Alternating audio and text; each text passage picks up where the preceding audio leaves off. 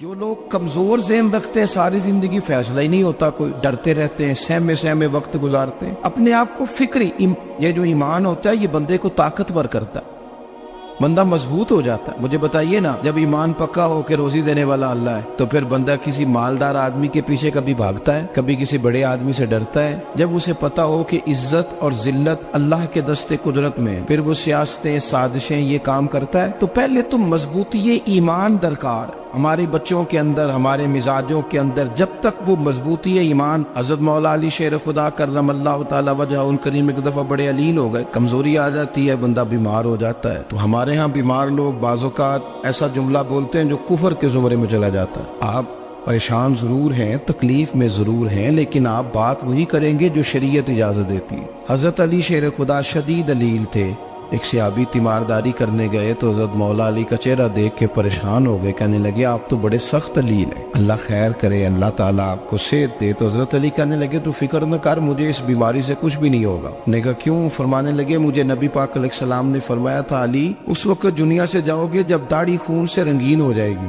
تو اس کا مطلب ہے میں خنجر کے وار کے ساتھ شہید کیا جاؤں گا، میں بیماری سے دنیا میں نہیں جاؤں گا، میں یہ بیماری سے مجھے کچھ بھی نہیں ہوگا، اللہ مجھے شفا دے دے گا، چونکہ حضور نے فرمایا کہ ساڈے نبی دی زبان ساڈے واسطے قرآن۔ تو سب سے پہلے تو اپنے ایمان کے اندر، توکل کے اندر مضبوطی پیدا کریں۔ مسلمان دیکھو نا، نماز پڑھنے سے روزی میں برکت ہوتی ہے، تو پھر اس کا مطلب یہ ہے کہ جب ٹائم آئے نا نماز کا تو گاہک جتنے مرضی کھڑے ہوں پھر دکان بند کرنی چاہیے، پھر نماز پڑھنی چاہیے، کیونکہ روزی تو اللہ نے دینی ہے، گاہکوں نے تو دینی۔ تو سب سے پہلے ضروری ہے مضبوطی ایمان، توکل، اللہ کی ذات پر بھروسہ۔ آپ کبھی میدان کربلا کا پورا نقشہ اپنے سامنے رکھیں نا، دو چیزیں ہیں، امام حسین کو نظر آ رہا ہے اب شہادت ہو جائے گی، اتنی بڑی فوج آئی ہے، خدا کی حکمت کے تقاضے سمجھ میں آ رہے ہیں، حالات کیا ہوں گے سمجھ آ رہی، پر ایک لمحے کے لیے بھی ان کا توکل کمزور نہیں ہوا۔ اپنے رب پر جو مضبوط بھروسہ ہے، سیدہ طیبہ طاہرہ حضرت فاطمہ الزہرا رضی اللہ تعالیٰ عنہا اونٹ کے بالوں کی بنی ہوئی چادر اوڑھ کر چکی پیس رہی تھی۔ یہاں بیویاں بڑا روتی ہیں، غریبی بڑی ہے، بڑی غریب بھی ہے، حالانکہ اب کون بندہ پیبند والے کپڑے پہنتا ہے جی؟ اب تو بڑی مشکل سے وہ لوگ ملتے ہیں جو جوتا ٹوٹ جائے تو گانٹھ کے پہنے، ورنہ تو نئے جوتے آ جاتے ہیں۔ حضرت سیدہ پاک اونٹ کے بالوں کی بنی ہوئی چادر اوڑھ کے چکی پیس رہی تھی۔ نبی پاک صلی اللہ علیہ وسلم نے دیکھا، آنکھوں میں آنسو ضرور آئے، پر محبوب نے فرمایا فاطمہ دنیا میں تھوڑی سی تکلیف برداشت کرو، قیامت کی ساری عزت اللہ آپ کو ہی عطا فرمائے گا۔ تو توکل کی مضبوطی، اللہ کی ذات پر بھروسہ، اپنے رب کریم کے ساتھ امیدوں کا وابستہ کرنا، اس سے مضبوطی آئے۔ دوسرا فرمایا وَعَمِلُوا الصَّالِحَاتِ، بہترین عمل کیا جائے زندگی میں، نیک اعمال کیے جائے، وقت ضائع نہ کیا جائے، ہر وقت کوئی نہ کوئی کام بندہ کرتا رہے۔ یہاں بہت سارے لوگ ہیں جن کو لوگ نیک کہنا شروع کر دیتے ہیں نا، وہ سمجھ لیتے ہیں شاید ہم سچی مچی نیک ہیں۔ لوگ جو کہتے ہیں حضرت صاحب کی بلا، پیر صاحب کی بلا، میں یہ طالب علموں کو، دوستوں کو، بلکہ اپنے آپ کو بھی کئی دفعہ کہتا رہتا ہوں، اپنے آپ کو سمجھاتا ہوں کہ یہ لوگ تجھے کہہ رہے ہیں حضرت صاحب، یہ تو رات کو تو اپنے آپ سے پوچھنا، اپنے رب سے پوچھ، کبھی موقع ملے تو اپنی گریبان میں جھانک، غور کر کے تیری کیفیت کیا ہے، تنہائی میں تیرا دل اللہ سے جڑتا ہے کہ نہیں، عبادت میں دل لگتا ہے کہ نہیں،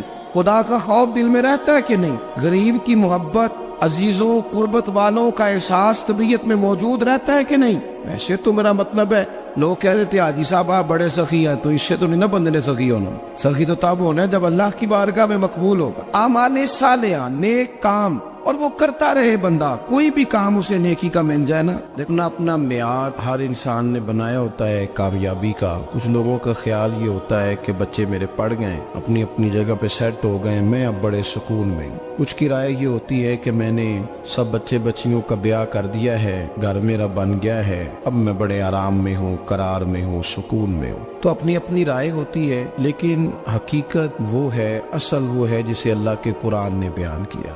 اللہ کریم نے فرمایا والعصر، اے محبوب علیہ السلام ہمیں آپ کے زمانہ مبارکہ کی قسم ہو، ان الانسان لفی خسر، فرمایا بے شک انسان خسارے میں، نقصان میں۔ اپنے تئیں کوئی دعویٰ کر لیتا ہے، آپ دیکھتے ہیں کہ بہت سارے لوگوں کے دعوے اپنے اپنے ہوتے ہیں نا۔ کسی بھی طالب علم سے آپ پوچھیں پیپر دے کے آئے تو پیپر کیسا ہوا ہے، تو کیا کہتا ہے؟ جب کینڈیڈیٹ الیکشن لڑتے ہیں تو رات کو جب وہ سوتے ہیں تو سارے جیت کے ہی سوتے ہیں، ان کو سب یہی کہتے ہیں کہ لوگ سارے تیرے ساتھ ہی ہیں.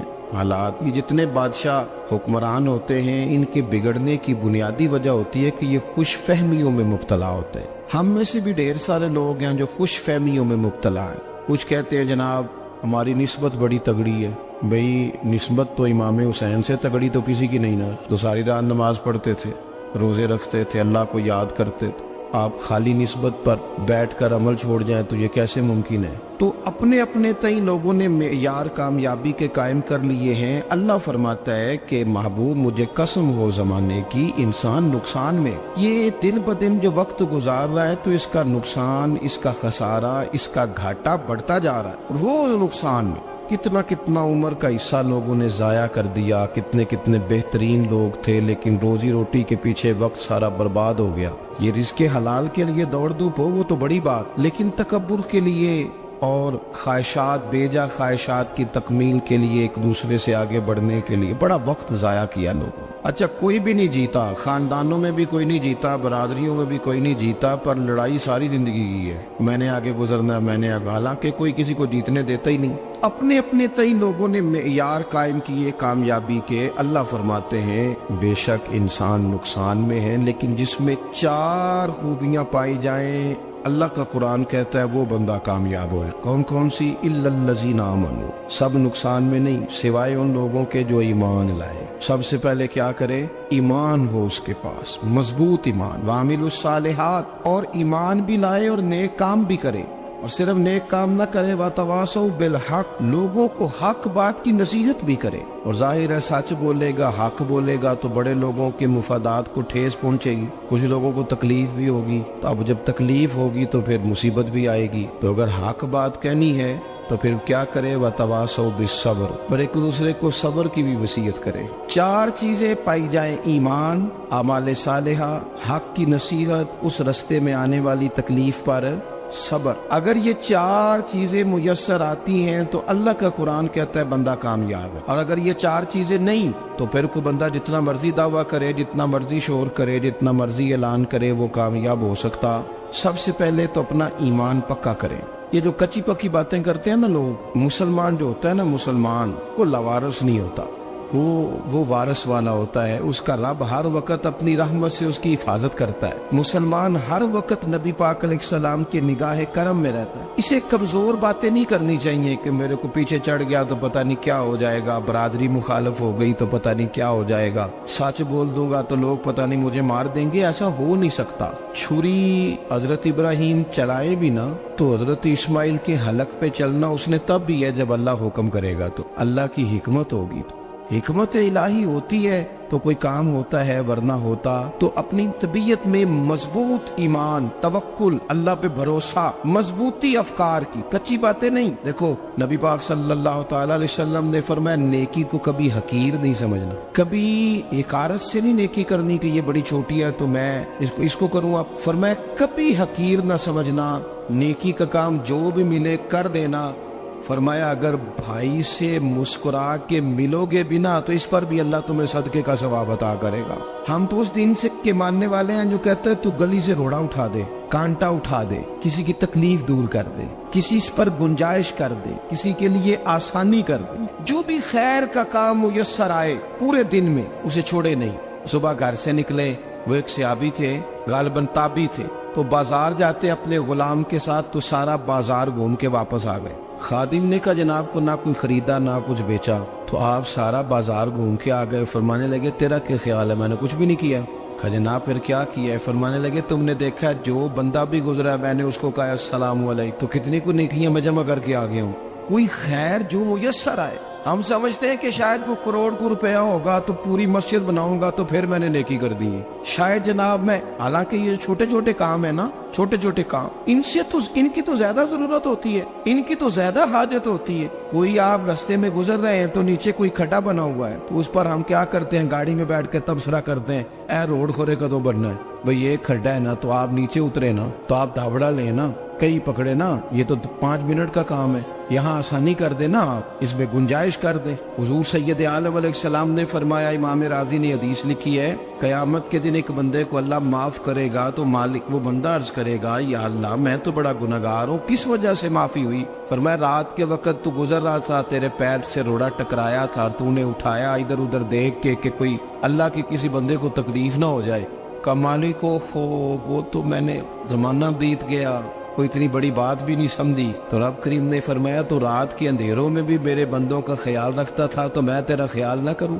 कोई अमल हमारे यहाँ लोग कोई काम नहीं करते, बिल्कुल नहीं, कोई काम नहीं, ना बड़े ना छोटे ना समझदार ना अनपढ़, कुछ भी नहीं। नशिस्तन गुफ्तन बरखास्तन, बैठो राज के गप्पे मारो, तबसरे करो, फलाना कुछ नहीं कर रहा, फलाना कुछ नहीं कर रहा, उसके बाद उठ के चले जाओ। कुछ करें, वामिलुस सालिहात, नेकियां जमा करें जिंदगी में, खजाना बनाए, खजाना, अपनी ड्यूटियां अपनी जिम्मेदारियां पूरी करें, हर वक्त काम, हर वक्त जिम्मेदारी, हर वक्त ड्यूटी। लेकिन ना इमाम हसन और हुसैन, इनकी आप कभी जिंदगी का मुताला करें, फर्ज नमाज के अलावा 100 रकत नमाज नफल रोज पढ़नी है, पता करना है गरीब कहाँ कहाँ है, उनका ख्याल रखना है, और नीरे पैसे नहीं देने। हमारे यहाँ लोग गरीबों को पैसे जरूर देते हैं, इज्जत नहीं देते, उनको 4 पैसे की मदद जरूर कर देते हैं, पर इज्जत नफ्स का ख्याल नहीं रखते। इमाम ज़ैनुल आबिदीन रदी अल्लाह ताला अन्हु फरमाते हैं, गुजर रहे थे, आप देखें ना, इमाम गजाली हदीस लाए हैं कि बंदा और कुछ ना करे, किसी मोमिन का दिल राजी कर दे तो अल्लाह 60 साल की नफली इबादत का सवाब अता करता है। दिल बदस्तावर की हज अकबर अज हजारा का बयक दिल बेहतर,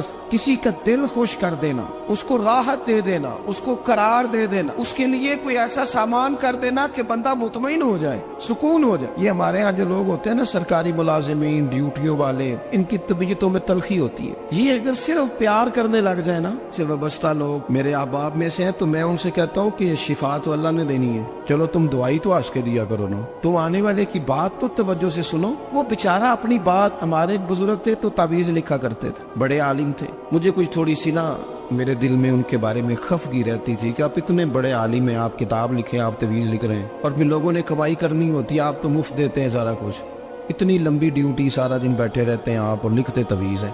मैंने एक दिन उनसे गुजारिश की, मैंने कहा शेख आप बड़े आदमी, जिन लोगों को अल्लाह ने रसूख फिल इल्म अता फरमाया होता है, उनमें से आप, अल्लाह ने आपको पुख्तगी दी है इल्म में, शौरी आलिम में, आप सारा दिन तवीज। फरमाने लगे यार मैं तवीज नहीं लिखता, असल मसला ये है कि जो तवीज लेने आता है वो अपना सारा दुख सुनाता है, तो मैं तवीज नहीं लिखता, मैं ना बस लोगों के कलेजे ठंडे करता हूँ। मैं किसी का, अब तो बच्चों के पास टाइम ही नहीं, वो तो अब्बा का दुख नहीं सुनते, तो बैठते ही नहीं। अम्मा कह रही होती है कि पुत्र को 10 मिनट मेरे पास भी बैठा कर, लेकिन पुत्र मसरूफ बड़ा है, वीडियो चढ़ानी है उसने। हम उलझ गए। ये चीजें इंसान को नफ्सियाती तौर पर कमजोर कर देती हैं। जो लोग ज्यादा ये काम करते हैं उनके हाफजे कमजोर हो जाते हैं, वो उलझ जाते हैं, उन्हें पता नहीं होता रात मैंने क्या कहा था, सुबह में क्या कह रहा। हर वक्त नहीं, जरूरत के वक्त, हर टाइम नहीं, मखसूस औकात में। हजरत इमाम ज़ैनुल आबिदीन रदी अल्लाह ताला अन्हु फरमाने लगे, हम गुजर रहे थे, इमाम हुसैन साथ थे, तो रस्ते में ना कुछ गुरबा, गरीब लोग बैठ के खाना खा रहे थे। कहते हमारी उन पर नजर पड़ी, तो उन्होंने हजरत इमाम हुसैन रदी अल्लाह ताला उनसे कहा, हुजूर आइए तशरीफ लाइए, खाना खाइए। वो जरूरी नहीं होता आपको सबका खाना पसंद ही आए, टेस्ट अपने अपने होते हैं, ये जरूरी तो नहीं। खाना पसंद ना भी आए तो दिल तो फिर भी राजी रखने चाहिए। कुर्बान जाए, नबी पाक ने किस तरह हमारी तरबियत की। हजरत आयशा सिद्दीका रदी अल्लाह ताला अन्हा फरमाती हैं, करीम महबूब का मैंने ये तरीका देखा कि अगर खाना ना पसंद होता तो छोड़ देते, पर कभी उसमें से नुक्स ना निकालते, ऐब जो ही ना कर। गर्मी के मौसम में खड़ी है बेचारी खातून, और कितनी मुशक्कत से उसने खाना बनाया, और कितनी गर्मी सही है चूल्हे के सामने, लेकिन साहब को खाना रखा है तो वो कहते हैं ये तू की पकाया है, वो खाने वाली चीज है भाई, इस तरह करना, अब जो अगली हंडिया वो तू पका, आ ना तू खड़ा हो। ये पता चले ये काम कितनी मुशक्कत का है। जिंदगी में कुछ थोड़ा सा दूसरों का ख्याल रखना, ये भी तो दीन का हिस्सा है। आप अपनी जिंदगी में हमेशा अपने लिए सोचे, किसी और का सोचे ही ना। तो मेरे अजीज याद रखेंगे आप, इमाम ज़ैनुल आबिदीन कहते हैं नबी पाक सल्लल्लाहु तआला अलैहि वसल्लम ने ना हजरत इमाम अली मकाम की, इमाम हसन और हुसैन की इस तरह से कुछ तरबियत फरमाई थी कि गरीब परवरी उनके अंदर रच बस गई। مزاج بن گیا. وہ غربا بیٹھے تھے دسترخوان بچھائے سڑک کے کنارے, تو امام حسین گزرے تو انہوں نے آواز دی. امام صاحب لوگ ذائقہ نہیں لگے, حضور تھوڑی روٹی نہیں کھا لیتے ہمارے ساتھ؟ تو امام صاحب آ گئے, نیچے بیٹھ گئے غریبوں کے ساتھ. کوئی جرت کرے نا, چلو امیروں نے تو غریبوں کے ساتھ بیٹھنے کی جرت نہیں کرنی, کوئی پیر ہی بیٹھ جائے غریبوں کے ساتھ, وہی مہربانی کر دے کہ میں پیر صاحب ہوں, قبلہ ہوں, تو میں ہی چلو لنگر کھا لوں مریدوں کے ساتھ بیٹھ کے. ہماری تو محفلوں میں بھی نا جی نعت خانوں کا, مولویوں کا, دوسروں کا کھانا اور ہوتا ہے, اور غریب آدمی کو شاپر میں چاول ڈال کے دیتے ہیں, ساتھ اسے کہتے ہیں یہ لنگر شریف ہے. بھئی اگر یہ شریف ہے, تبرک ہے, تو اے پیر صاحب نو نہیں سی لنگدا, اڑتا ہے گلے میں لنگر ان کو. یہ لنگر شریف جو ہے یہ نعت خان کو بھی تو گزرنا, تبرک ہے کہ نہیں؟ ہاں نہ تو کرو نا, تو جیڑی زیادہ تبرک والی شے ہے وہ پیراں نو بھی تو کھانی چاہیے نا. نعت خان کو اس کے لیے لہدا سے مرغ مسلم اعلیٰ کھانے. میں اکثر دوستوں سے کہتا ہوں چلو میلاد شریف پہ صحیح سب کے لیے اچھا کھانا پکاؤ. چلو جس غریبوں کے بچوں کو بیچاروں کو سارا سال وہ بوٹیوں کے لیے لڑتے ہیں, تم میلاد پہ اچھی روٹی پکا دو, تو بچہ جب کھائے گا نا بہت ساریاں بوٹیاں اور چاول, اور اپنے ابا سے پوچھے گا کہ ابا جی آج کی گل ہے, تو ہو سکتا ہے غریب باپ روئی پڑے اور اسے کہے پتر تو آج راج راج کے کھاج ساڈے نبی پاک دا میلاد شریف. تو امام حسین رضی اللہ تعالیٰ عنہ نا آ کے غریبوں کے بیچ بیٹھ گئے زمین پہ. انہوں نے کہا کھائیے, تو وہ جس طرح وہ کھا رہے تھے نا سادے برتنوں میں امام حسین کھانا کھانے لگ گئے. میں نے کہا خیر کا کام کوئی بھی ملے اسے ضائع, چلو اور کچھ نہیں کر سکتے تھے, کسی کو سڑک ہی پار کرا دے نابینا کو, چلو اور کچھ نہیں کر سکتے, تو آپ کو پتا ہے کہ سامنے والا بوجھ لے کے گزر رہا ہے, آپ تھوڑا سا ہٹ جائیں روڈ سے, اسے گزر لینے دیں. کوئی تو کام زندگی میں کوئی ارادہ تو خیر کا بندہ کرے. امام حسین بیٹھ گئے, ان کے ساتھ روٹی کھائی, تھوڑی دیر کے بعد اجازت لی, فرمایا جاؤں؟ کہنے لگے حضور اور کھائیے. فرمانے لگے میں تو ابھی روٹی کھا کے آیا تھا اور آج تک ایسا نہیں ہوا کہ دوبارہ کھانا کھاؤں, ایک لقمے کی بھوک نہیں تھی, جتنا بھی کھایا ہے نا یہ تمہارا دل خوش کرنے کے لیے کھایا ہے. غربا مساکین کی وعامل الصالحات, ایماندار بندہ ایمانداروں جیسے کام کرتا ہی اچھا لگتا ہے. 25 حج کیا امام حسن اور حسین نے مدینے سے مکے پیدل جا کے. میں کہتا ہوں چلو ہم باجماعت نماز ہی پڑھ لیا کریں. چلیں, حضور صلی اللہ علیہ وسلم نے فرمایا فجر کی نماز پڑھ کے بیٹھ جاؤ, اشراق چاشت تک اللہ کا ذکر کرو, 2 نفل اشراق کے 2 چاشت کے پڑھ لو, اللہ 2 حج اور 2 عمرے کا ثواب عطا کر دے گا. مشکل کام تو نہیں. اہل بیت نے ہمیں سبق یہ پڑھایا ہے, حضور کے اصحاب نے ہمیں سبق یہ پڑھایا. تیسری بات فرمایا وتواصوا بالحق, صرف یہ نہیں کہ تم نماز پڑھ کے تو بیٹھ جاؤ, تم نے نا بے نمازی کو نماز کی دعوت بھی دینی ہے.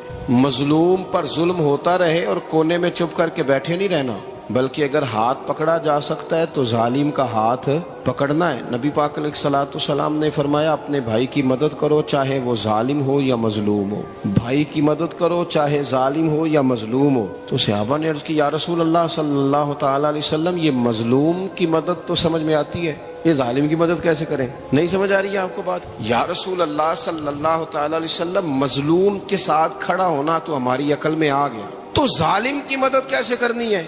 نبی پاک صلی اللہ تعالی علیہ وسلم نے فرمایا ظالم کو ظلم کرنے سے روک دو, تم نے اس کی مدد کر دی, اسے باز کرو. لیکن ہم تو اتنی جرت ہی نہیں رکھتے بدی کو بدی کہنے کی, اتنی طاقت ہی نہیں ہوتی. جھوٹ کو جھوٹ کہنے کی ہمت, ہمارے گھر میں سارا کچھ ہو رہا ہوتا ہے, ہمیں پتا ہوتا ہے کہ فلان جگہ پہ ہمارا قبیلہ ہماری برادری غلط ہے, پر اتنی جرت کرتے. ہم سچ بولتے ضرور ہیں پر دوسروں کے بارے میں, اپنے بارے میں سچ بولنے کو تیار نہیں ہوتے. جرت کا مظاہرہ کریں, زندگی میں حق کو حق کہنا سیکھیں, غلط کو غلط کہنا سیکھیں, جھوٹ کو جھوٹ کہیں, بدی کو بدی کہیں, سچائی کا ساتھ دیں ہمیشہ. ہم نے جب تک دیکھو نا ظلم ہوتا رہے, زیادتی ہوتی رہے, اپنا دروازہ اندر سے بند کر لو, پتر باہر نہ جانا. کیوں جی؟ باہر اس پہ ظلم ہو رہا ہے, ان کے گھر آگ لگی ہے, کوئی ہمارے گھر تو نہیں نہ لگی. یاد رکھنا پڑوسیوں کی آگ نہ بجھاؤ گے تو اپنے گھر بھی آ جائے گی. اگر مظلوم کا ہاتھ نہیں پکڑو گے تو ظالم دلیر ہو جائے. اور ہمارے جتنے بھی بزرگ گزرے انہوں نے ظالموں کو ظالم کہا. امام احمد بن حنبل نے جیل کاٹی, امام اعظم ابو حنیفہ نے جیل کاٹی. آج کل لوگ کہتے ہیں مولانا صاحب آپ نے نا جناب غلط کو غلط نہیں کہنا, سیاست کی بات نہیں کرنی. کیوں جی؟ کس لیے نہیں کرنی؟ سیاست تو تدبیر کا نام ہے. بنو اسرائیل میں جتنی بھی تدبیر ہوتی تھی وہ سارے انبیاء کیا کرتے تھے. کیوں نہ بات کریں؟ یہ جن کرسیوں پہ آج تم نے ظالموں جابروں کو بٹھایا, یہ کرسی تو حضرت ابوبکر صدیق جیسے لوگوں کی ہے, یہ تو حضرت عمر جیسے لوگوں کی سیٹ ہے, حضرت عثمان غنی جیسے لوگوں کا کام ہے, مولا علی جیسے لوگوں کا کام ہے. غلط جگہوں پہ غلط لوگ بٹھا دی اور پھر جھوٹے کو جھوٹا بھی نہ کہے، ظالم کو ظالم بھی نہ کہے۔ ہم سے نہ رقم ہوں گے قصیدے یزید کے، کیونکہ ہم لوگ تو حسین کے سیرت نگار ہیں۔ یہ کیا بات ہوئی، آپ سچی بات ہی نہ کریں، کلمہ حق کہیں، ہمیشہ کھری بات کہیں، سچی، گرچہ اپنا نقصان ہو، حق کے ساتھ کھڑے ہونا سیکھیں۔ وتواصوا بالحق، ساری آسانی تھی، امام حسین کو کوئی مسئلہ نہیں تھا، آرام سے بیٹھے تھے۔ آج کتنے موجوں میں بیٹھے ہیں، پیر صاحبان، مولوی صاحبان، خطیب صاحبان، سیاستدان، وڈیرے، موج لگی ہوئی ہے، کسی کو کچھ نہیں کہنا، کچھ کہیں گے تو پھر بندے مخالفت کریں گے۔ تو امام حسین مسجد نبی میں جمعہ پڑھاتے تھے، چپ کر کے بیٹھے رہتے، حضور سید عالم علیہ السلام کے مزار انور کے پاس بیٹھے تھے، بیٹھے رہتے۔ لیکن امام حسین نے فرمایا ظالم حکمران بنے تو وہ قوموں کو تکلیف دیتے ہیں، وہ ملی نقصان کرتے ہیں، وہ امت کا چہرہ مہرہ بگاڑ کے رکھ دیتے ہیں، لہذا کھڑے ہونا پڑتا ہے، کلمہ حق کہنا پڑتا ہے، الہی کلمت الحق کے لیے نکلنا پڑتا ہے۔ آپ اپنی زندگی کے اندر سچی بات کرنا سیکھیں۔ الیکشن کے دن آ گئے، میرے ایک بڑے محبت والے ساتھی تھے، وہ آ گئے ووٹ کے لیے۔ ویسے بھی یہ جو بیماری ہمارے ملک میں نا جی، ہمارے ہاں حکمران بعضوں کا کہتے ہیں اوے ہو جی جمہوریت بڑی ضروری ہے۔ وہ بھی کس مصیبت کا نام ہے جمہوریت؟ اقبال تو کہتے ہیں کہ یہ وہ چیز ہے کہ جس میں پتہ ہی کوئی نہیں ہوتا، پڑھے لکھے ان پڑھ کا، چھوٹے اور بڑے کا، سیانے اور بیوقوف کا۔ جمہوریت وہ طرز حکومت ہے کہ جس میں بندوں کو گنا کرتے ہیں، تولا نہیں کرتے رہتے ہو ہر وقت۔ قوم کو اس کا حق ملنا چاہیے، غریب کی مدد ہونی چاہیے، انصاف ملنا چاہیے۔ باقی یہ تمہاری کہانیاں ہیں ڈکٹیٹرشپ اور جمہوریت، اور ہمیں تمہاری سمجھ بھی نہیں آتی۔ ہر ڈکٹیٹر کے ساتھ ہوتے ہو، باتیں جمہوریت کی کرتے ہو، جہاں تمہارا دل کرتا کھڑے رہتے ہو۔ ہمیں تو کوئی اس سے غرض نہیں، کام ہونا چاہیے، بلکہ جو لوگ قوت نافذہ رکھتے ہیں انہیں سمجھنا چاہیے کہ ملک کی بھاگ دوڑ ہمیشہ مضبوط ہاتھوں میں رہے، اور وہ اس طرح کا نظام وضع کریں، مل بیٹھے سارے ادارے کہ غریب کی سنی جائے۔ وہ مجھے بڑی اچھی طرح یاد ہے جب وہ ایک حکومت ختم ہوئی اور جو ایک فوجی رہ کے گئے تھے 11 سال، ان کی حکومت آئی تو میں باہر نکلا تو ایک بزرگ تھے، وہ صبح صبح ناشتہ بیچا کرتے تھے ہمارے علاقے میں، چاول اور چنے بنے۔ تو میں نے ان سے کہا بزرگوں پتہ لگا جی رات دی حکومت بدل گئی ہے؟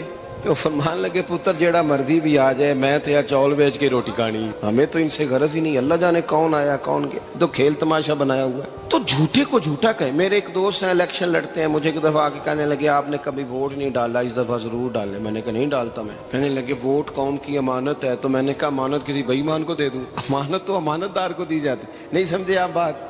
یہ سارے کہتے ہیں نا ووٹ قوم کی، تو امانت کس کو دینی چاہیے؟ صحیح بتاؤ۔ چلو ہوں تسی بولنا نہیں، بس دل وچ گل رکھنی، دل وچ دیندے ویسے امانت دارا نہیں ہونا۔ نہیں میں نے کہا بولنا نہیں، ہمیں کسی نے پتہ نہ لگ جائے، دیتے ویسے امانت داروں کو ہی ہو نا۔ یہ اپنے دل سے پوچھو، فیصلہ لو، اللہ سے ڈرو۔ ظالم کا مددگار ظالم ہوتا ہے، ظالموں کا مددگار ظالم ہوتا ہے۔ وہ تیرے میرے ووٹ پر جیت کر جب ظلم کرے گا تو پھر کون ہے جو یہ دعویٰ کرے گا کہ جناب میں ظالم کا مددگار نہیں؟ سوچو سمجھو، غور کرو۔ امام حسین رضی اللہ تعالیٰ عنہ نے فرمایا سچ کو سچ کہیں گے، جھوٹ کو جھوٹ کہیں گے۔ یہ نہیں ہو سکتا کہ جناب ظلم ہوتا رہے اور چپ رہے۔ اور یہ سبق کہاں سے پڑھا انہوں نے؟ مولا علی شیر خدا سے۔ جب حضرت عثمان غنی رضی اللہ تعالیٰ عنہ پر بلوائیوں نے حملہ کیا نا، تو چونکہ حضرت عثمان غنی خالو تھے امام حسن اور حسین کے، حضرت عثمان خالو ہیں، سگے خالو ہیں، تو حضرت مولا علی شیر خدا نے یہ نہیں کہا کہ پتر اتنے بندے آ گئے ہیں، تلواریں ہیں، محاصرہ ہے، باہر نہ نکلنا، بلکہ حضرت مولا علی نے خود اپنے دونوں بیٹوں کو تلواریں پکڑائیں اور حضرت عثمان غنی کے دروازے پہ کھڑا کر کے کہا پتر خیال رکھنا تمہارے ہوتے ہوئے کوئی بھی شخص حضرت عثمان غنی کا دروازہ نہ کراس کر پائے۔ خود اپنے بچوں، ہر جنگ میں حضرت علی ساتھ لے کے جاتے تھے۔ ہم تو بچوں کو دلیری سکھاتے ہی نہیں، بزدل۔ اور کچھ ہمیں بابے مل گئے، وہ کہتے ہیں منڈے نو سایا ہے، میں کہ بابے نو آپ سایا ہے، انہوں بھی کرو دم کراؤ، اس کو نظری سایہ آتا ہے۔ کیسے نادانوں سے پالا پڑ گیا۔ کیا ہوتا ہے وہ سایہ؟ اچھے بھلے سیانے نوجوان بتی بند کر کے اندر لیٹا ہوا ہے بچہ، بابا کہہ گیا انہوں سایا ہے۔ بابا کہڑا کہہ گیا جڑا باہر روٹی لین آیا سی، بھی ایڈی پہنچی سرکار ہوندی تے ٹکر ہی گھر کھا لیندی۔ لوگوں کے قسمت کا حال بتاتا ہے، اپنی اتنی خراب ہے کہ مانگتا پھرتا ہے۔ کیا مذاق بنایا ہم نے اپنے ساتھ۔ تھوڑے سمجھدار ہو جائیں، ہر بندے کی بات کا اثر قبول نہ کیا کریں۔ مومن کے پاس طاقتیں ہوتی ہیں، جو جدھر لگاتا ہے چپ کر کے لگ جاتے ہو۔ ان الذین قالوا ربنا اللہ ثم استقاموا تتنزل علیہم الملائکہ، اللہ کہتا ہے تو ڈٹنا سیکھ، रब का नाम लेके डट जा, रब तेरी मदद के लिए फरिश्ते भी नाज़िल कर देगा।